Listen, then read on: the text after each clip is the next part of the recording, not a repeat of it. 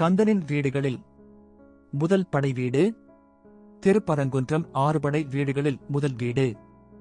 மற்ற படை வீடுகளில் நின்ற நிலையில் அருளும் முருகன் இங்கு தெய்வானையுடன் மணக்கோலத்தில் அமர்ந்த நிலையில் இருக்கிறார். முருகனுக்கு அபிஷேகம் கிடையாது. அவரது வேலுக்கே அபிஷேகம் நடக்கிறது.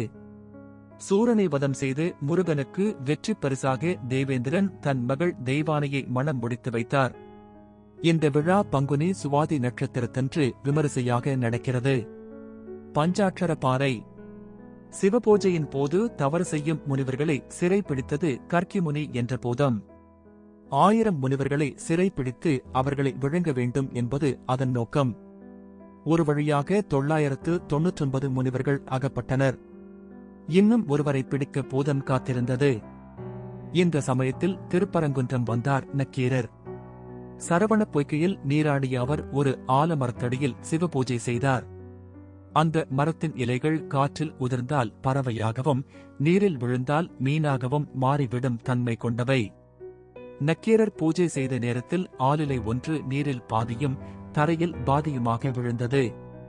ஒரு பாதி மீனாகவும் மறுபாதி பறவையாகவும் மாறி ஒன்றையொன்று இழுத்தது. இந்த அதிசயம் கண்ட நக்கீரர் பூஜையை மறந்து வேடிக்கை பார்த்தார். இதுதான் சமயம் என பூதம் அவரை பிடித்து சிறையிட்டது. அங்கிருந்த 999 முனிவர்களும் நக்கீரரே, 1000-ல் ஒருவர் குறைவாக இருந்ததால் இதுவரை உயிருடன் இருந்தோம். இப்போது எண்ணிக்கை 1000 ஆனதால் பூதத்துக்கு இரையாகப் போகிறோம் என வருந்தினார். உடனே முருகன் மீது திருமுருகாற்றுப்படை பாடினார் நக்கீரர். அங்கு தோன்றி பூதத்தைக் கொன்று முனிவர்களை முருகப்பெருமான் காப்பாற்றினார். பூதம் தன்னை தீண்டியதால் ஏற்பட்ட பாவம் தீர நக்கீரர் கங்கையில் நீராட விரும்பினார். வேலால் பாறையை கீறிய முருகன் தீர்த்தத்தை வரவழைத்தார். பாவம் விலக நீராடிய நக்கீரர் முருகனை வணங்கினார். திருப்பரங்குன்றம் மலை மீதுள்ள பஞ்சாட்சர பாறையில் இத்தீர்த்தம் உள்ளது. 5 கருவறைகள். திருப்பரங்குன்றம் மலையை குடைந்து கற்பக விநாயகர், முருகன், சிவன், துர்க்கை, பெருமாள் ஆகிய 5வருக்கும் சன்னதிகள் உள்ளன. சுப்பிரமணிய சுவாமி என்னும் பெயருடன் முருகன் அருள் பாலிக்கிறார். அமர்ந்த நிலையிலுள்ள இவரது இடது பக்கம் தெய்வானை, வலது பக்கம் நாரதர் உள்ளனர். சூரியன், சந்திரன் அருகில் உள்ளனர். மகிஷாசுரனின் தலை மீது நின்ற கோலத்தில் துர்க்கை தனி சன்னதியில் இருக்கிறாள். அவளைச் சுற்றி பூதகணங்களும் வாத்தியம் இசைத்த நிலையில் தேவகணங்களும் உள்ளனர். மணக்கோலத்தில் அம்மன்.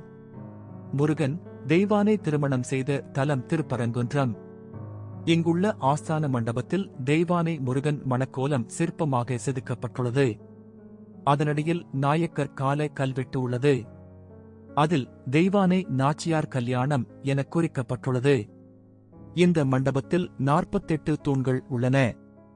இதில் 40 அடி உயரம் கொண்ட ஒரு தூணில் முருகன் தெய்வானை திருமணக் காட்சி உள்ளது. இதில் இந்திரன் தாரை வார்த்து தெய்வானையை கன்னிகாதானம் செய்கிறார். தெய்வானை மலர் ஏந்தியும் இந்திரன் வஜ்ராயுதம் தாங்கியும் நிற்கின்றனர். இந்த மண்டபத்தில் விநாயகர், துர்க்கை, பார்வதி, பரமசிவன், பெருமாள், மகாலட்சுமி, மன்னன் கூன் பாண்டியன், அதிகார நந்தி, திருஞான சம்பந்தர், குலச்சிறை நாயனார், மங்கையர்க்கரசியார் சிற்பங்கள் உள்ளன. நந்தி இருக்குமிடத்தில். இது முருகன் கோயில் என்றாலும் சிவபெருமானே மூலவராக இருக்கிறார். அவரை சத்தியகிரீஸ்வரர் என அழைக்கின்றனர். கிழக்கு நோக்கியுள்ள இவருக்கு எதிரில் பவளக்கனிவாய் பெருமாள் இருக்கிறார். இருபுறமும் ஸ்ரீதேவி, பூதேவியும் மதங்க முனிவரும் உடனிருக்கின்றனர். சிவனுக்கு எதிரில் நந்தி இருக்க வேண்டிய இடத்தில் பவளக்கனிவாய் பெருமாள் இருப்பதால் இவரை மால் விடை என்பர். மால் என்றால் திருமால், விடை என்றால் நந்தி. இக்கோயிலில் நந்தீஸ்வரர் அம்சமாக திருமால் இருக்கிறார்.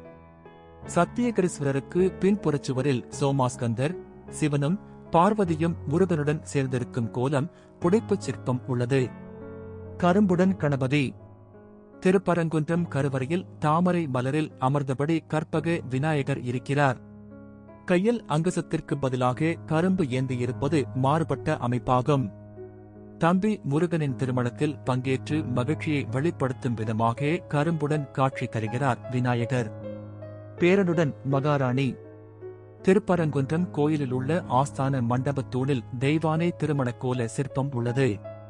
முருகன், தெய்வானை, இந்திரன், முருகப்பெருமான் ஆகியோர் முத்து மாலைகள், பதக்கங்கள் அணிந்துள்ளனர்.